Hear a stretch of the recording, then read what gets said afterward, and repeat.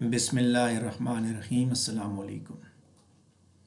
Paradise lost के अगले topic पे हम बात करेंगे जो कि ह्यूमनिज़म से रिलेटेड है। ह्यूमनिज़म रेनेसांस का ये एक बड़ा इंपॉर्टेंट एलिमेंट है जहाँ पे रिफॉर्मेशन प्यूरिटनिज़म रेनेसांस के वजूद के अंदर अपनी जगह रखते हैं। वहीं ह्यूमनिज़म भी रेनेसांस के वजूद का हिस्सा है। इस टॉपिक को हम इंट्रोड्यूस भी करेंगे, डिस्कशन भी, और उसके बाद हम इसको कंक्लूड भी करेंगे। ह्यूमनिज़म से रिलेटेड टॉपिक हमारे स्टडी मटेरियल के पेज नंबर 31 और 32 पे दिया गया है। सबसे पहले हम इसकी डेफिनेशन पे बात करते हैं कि ह्यूमनिज़म क्या चीज़ है। ह्यूमनिज़म बेसिकली एक बिलीफ है, और ये बिलीफ बेसिकली बनी नौ इंसान की इंडिपेंडेंस, उसकी फ्रीडम के ऊपर है। यानी कि इस चीज़ पे एतकाद कि इंसान जो है वो आज़ाद है और वो आज़ादी का हकदार है। एक ह्यूमनिस्ट के लिए सारे के सारे जो इंसान है वो मॉरल वैल्यूज़ के साथ पैदा हुए, और उसके साथ साथ उनके अंदर ये उनको तमाम इंसानों को ये ज़िम्मेदारी दी गई है कि वो एक दूसरे को की मदद करें ताकि वो बेहतर अंदाज में ज़िंदगी गुजार सकें। रेनेसांस की ये ह्यूमनिज़म बेसिकली रेनेसांस की एक कल्चरल और इंटेलेक्चुअल मूवमेंट है जिसने ह्यूमन पोटेंशियल को इस चीज़ पे एम्फेसाइज किया कि वो एक्सीलेंस और एक्सीलेंस अटेन करने के लिए डायरेक्टली आर्ट, लिटरेचर और सिविलाइजेशन, क्लासिकल ग्रीक और रोमन की जो है आर्ट, लिटरेचर और सिविलाइजेशन, उसको स्टडी करें। यानी कि ह्यूमनिज़म बेसिकली उसी के वजूद से जन्म लेता है, ग्रीक और रोम से, कि आप ख़ुद भी ज़िंदगी गुजारें और दूसरों को भी इस दुनिया में ज़िंदा रहने का मौका दें। इस कल्चरल मूवमेंट का वजूद बेसिकली ग्रीक और रोम की खोज से जन्म लेता है, और वही चीज़ यहाँ पे भी मौजूद है। क्रिश्चियन ह्यूमनिज़म, अब देखा जाए तो ह्यूमनिज़म के बाद Christian humanism basically purely renaissance movement है, जिसके अंदर जहाँ उस क्लासिकल वाली सोच थी तो वहीं साथ साथ क्रिश्चियन फेथ के साथ ह्यूमैनिटी की इंटरेस्ट जो वो रिवाइव हुई। क्रिश्चियन ह्यूमनिज़म ने आर्ट के ऊपर असर छोड़ा और उसके साथ साथ रिलीजियस स्कॉलरशिप के इम्पैक्ट को भी चेंज किया, और उसने पर्सनालिटी भी शेप की। उसने प्रोटेस्टेंट रिफॉर्मेशन को इनकरेज करने में मदद भी फराहम की। तारीख़ को उठा के देखा जाए तो मेजर फोर्सेस जिन्होंने क्रिश्चियन ह्यूमनिज़म की डेवलपमेंट में अपना किरदार अदा किया, वो दरअसल क्रिश्चियन डॉक्ट्राइन था कि खुदा इन पर्सन ऑफ जीसस इस दुनिया में आया, ह्यूमन इंसान की सूरत में आया, और उसने ह्यूमैनिटी को रिडीम किया। ये उनका बिलीफ है क्रिश्चियंस का, ये याद रखिएगा, ये हमारा बिलीफ नहीं है। उसके बाद फर्दर जो है वो साथ साथ ये बात भी करते हैं कि फर्दर उसने इंजंक्शन की ह्यूमन कलेक्टिव चर्च के अंदर और to act out the life of Christ. दूसरी तरफ है क्लासिकल ह्यूमनिज़म जो कि सर्टन मेंटालिटी की कल्टीवेशन पे बिलीव करता है, उसके साथ साथ सेंसिबिलिटी को भी फोकस करता है Wien through educational use of classical contents. यहाँ जो चीज़ आपने समझी है वो आज़ादी की है, ह्यूमन बीइंग की इंडिपेंडेंस की है, इंसान की अज़मत की है, इंसान को तबाही से बचाने की है। तो जब ये चीज़ें देखी जाए तो दोनों क्रिश्चियन ह्यूमनिज़म है या क्लासिकल ह्यूमनिज़म, दोनों अपने अपने हिसाब से कंट्रीब्यूट करते हैं। सेकंड पैराग्राफ पेज नंबर 31 पे देखेंगे कि ह्यूमनिज़म एक ऐसी आउटलुक है, एक ऐसा सिस्टम ऑफ थॉट है जो कि इंसान को ज़्यादा इम्पोर्टेंस देता है, बजाय इसके वो डिवाइन या सुपर नेचुरल मैटर्स को अहमियत दे। इंसान उसके लिए अहमियत का मरकज़ है। ह्यूमनिस्ट बिलीफ जो है वो बेसिकली ह्यूमन बीइंग्स की गुडनेस और पोटेंशियल वैल्यू पे स्ट्रेस करता है, और उसके साथ साथ कॉमन ह्यूमन नीड्स पे वो एम्फेसाइज करता है, और मज़ीद बरा वो इस चीज़ पे फोकस करता है कि ह्यूमन प्रॉब्लम्स को आप रेशनल वे से सॉल्व करें।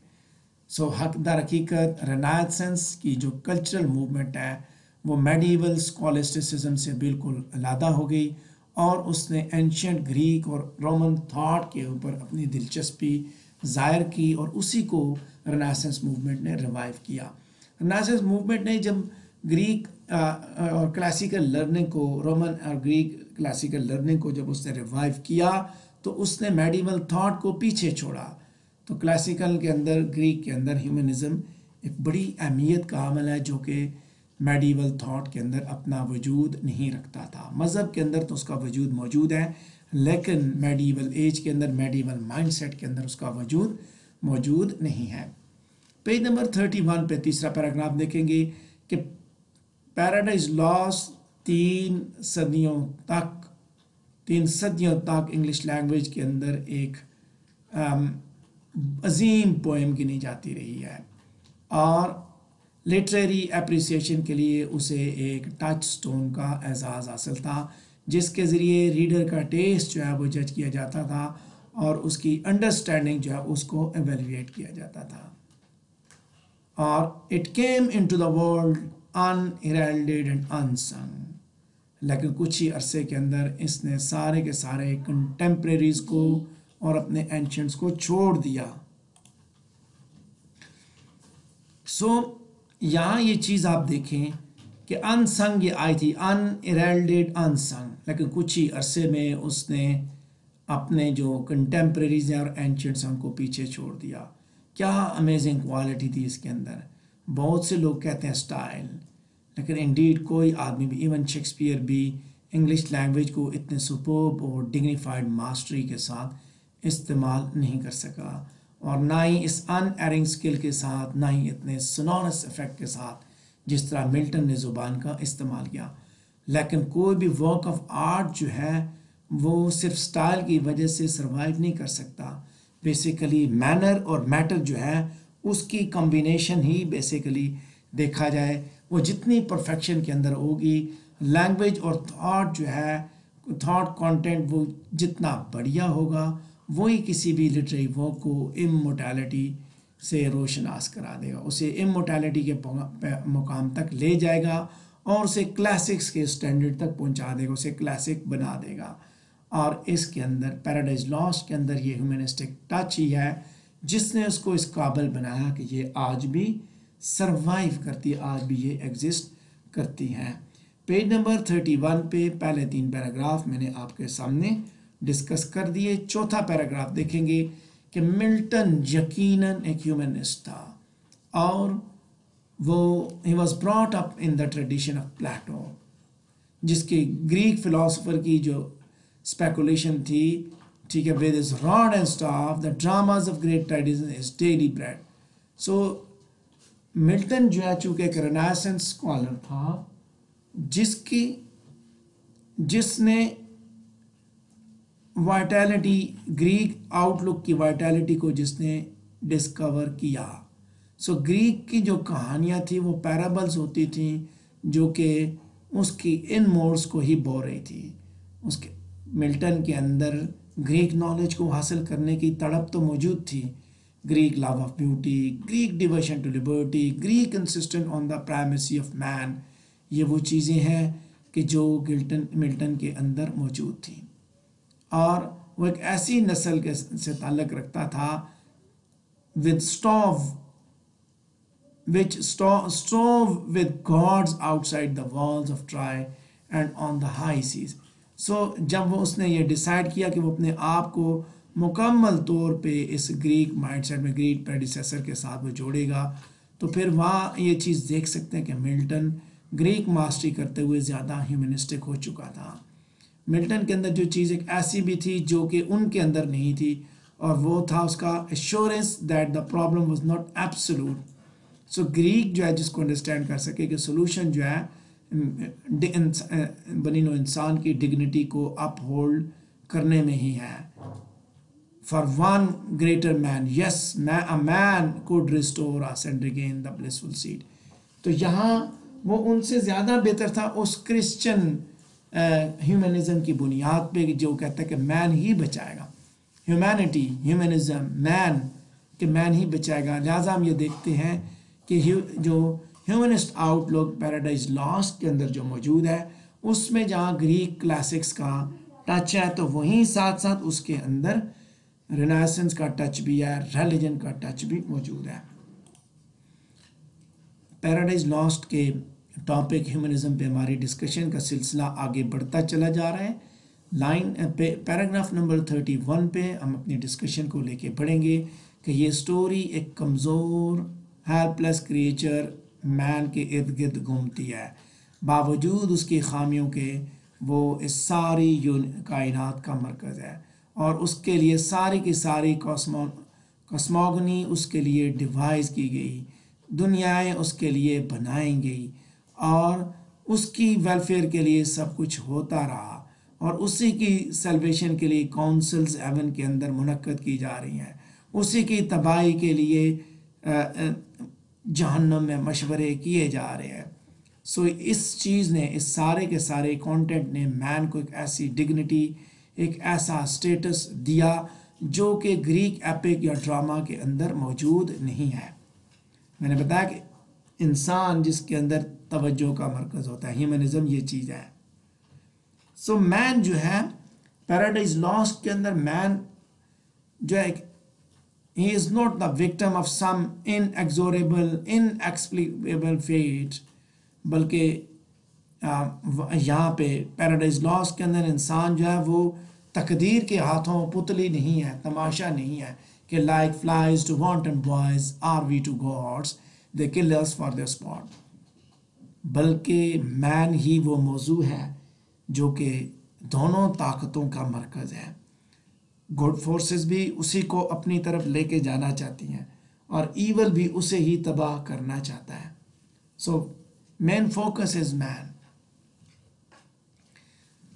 پیج نمبر 31 پہ آخری پیراگراف دیکھیں گے کہ ایڈم کی جو پوزیشن ہے پیراڈائز لاسٹ کے اندر, اس کو بڑے پیمانے پہ مس انڈرسٹینڈ کیا جاتا ہے. گو کہ ایو کا کردار بہتر انداز میں اپریشیٹ کیا گیا. دونوں ایڈم اور ایو مین کو ہی ریپرزینٹ کرتے ہیں, لیکن یہاں یہ بات یاد رکھیے گا کہ ایڈم جو ہے ریئل ہیومن ایلیمنٹ کو دکھاتا ہے, کیونکہ he is as name applies truly a man. اپنی لانگ کنورسیشن جو اینجل کے ساتھ اس کی ہوتی ہے, وہاں پہ جو وہ کوسچنز کرتا ہے جو انسان کو ہمیشہ ٹربل دیتے ہیں, who am I, whence have I come, what is my destiny. So ایک نئی اور اسٹرانگلی فیسینیٹنگ کریچر ایو کے ذریعے, ایو کے ساتھ ایک whole dream of problem Perplexity جو ہے وہ ایڈم کے اوپر آ چکی ہے, پریشانی آ چکی ہے یا پرابلم آ چکا ہے. محبت جس کے بغیر انسان کبھی ایگزسٹ نہیں کر سکتا, اور نہ ہی وہ کبھی تنہا آ سکتی ہے. تو اس کے لیے for in his train are tears, doubts and immemorial pain, companionship, failure, forgiveness. سو یہ ساری چیزیں ایو کے آنے کے ساتھ اسے مل چکی. سو ایڈن کے بٹر ایکسپیرینس کے بعد ہیومینٹی جو ہے وہ مزید refuses to learn but must learn if it should survive in God's universe. کہ اسے سروائیو کرنا ہے. ہیومنزم, انسان, justify the ways of God to man. انسان نے غلطی کی, انسان کی بات کر رہا ہے وہ ہیومنزم.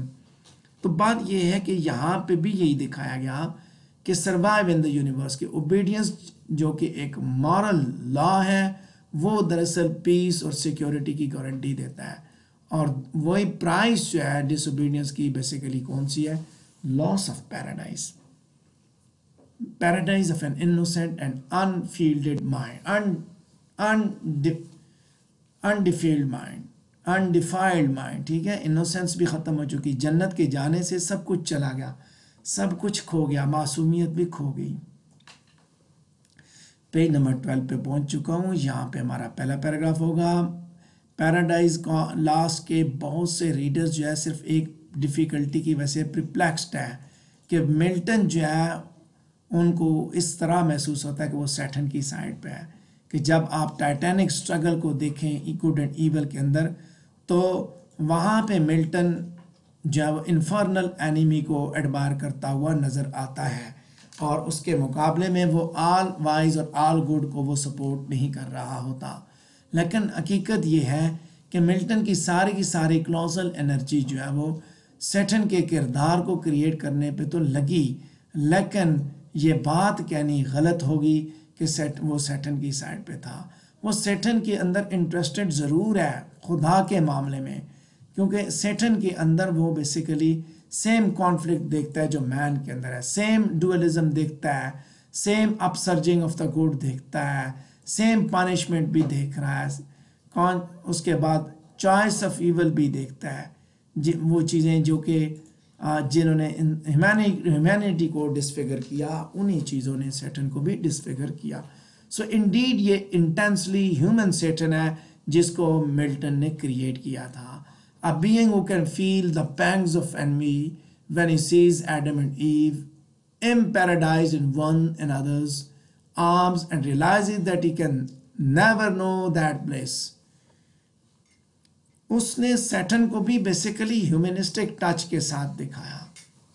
تو کہتا ہے وہ بھی پھر ایسا تھا جو یہ چیزیں نہ دیکھ سکا کہ جب سیٹن کو اس مقام سے ہٹایا گیا تو وہ برداشت نہ کر سکا. انوی اس کے اندر پیدا ہوئی، یہ فطری بات تھی. Milton is Satan, Milton is Adam, اور now the triumphant instrument of God's punishment. Page number 32 پہ ہم سیکنڈ لاسٹ پیراگراف دیکھیں گے کہ ہیومینٹی کے سارے لورز کے لیے اور ہیومن ریس کی ڈگنیٹی کے سارے بلیورز کے لیے، ہیومن رائٹس اور لبرٹیز کے سارے چیمپئنز کے لیے ملٹن نے ایک اسٹرانگ لیگیسی جو ہے، جو کہ سول سٹیرنگ، چیلنجنگ اور ایلیویٹنگ میسج کی صورت میں پیراڈائز لاسٹ کی شکل میں پیش کر کے رکھ دیا ہے. اور یہ ایک ایسا چیلنج ہے جو کہ آج بھی موجود ہے، آج بھی ہم اس پہ شک نہیں کر سکتے، اور نہ ہی ہم ملٹن کے اس بات پہ ہم کوشچن ریز کر سکتے ہیں کہ human problems cannot be solve merely on human plane. So حقیقت کو ایکسیپٹ کرتے ہوئے ایک ہی امید ہے، اور وہ ملٹن کا ویژن ہے کہ and after all their tribulations long, see golden days, fruitful golden days with deeds with joy and love, triumphing and fear truth. لہذا پیج نمبر 32 پہ آخری پیراگراف دیکھیں گے کہ پیراڈائز لاسٹ ہمیں کرسچن ہیومنسٹ دکھاتی ہے، جو کہ سارے کے سارے European literary traditions including biblical, classical, medieval, renaissance elements کو استعمال کر کے ہمارے سامنے پیش کرتا ہے. ہیومنزم کا ٹاپک اسی کے ساتھ کمپلیٹ ہوا. اگر آپ کے ذہن میں کوئی سوال ہے تو آپ پوچھ سکتے ہیں.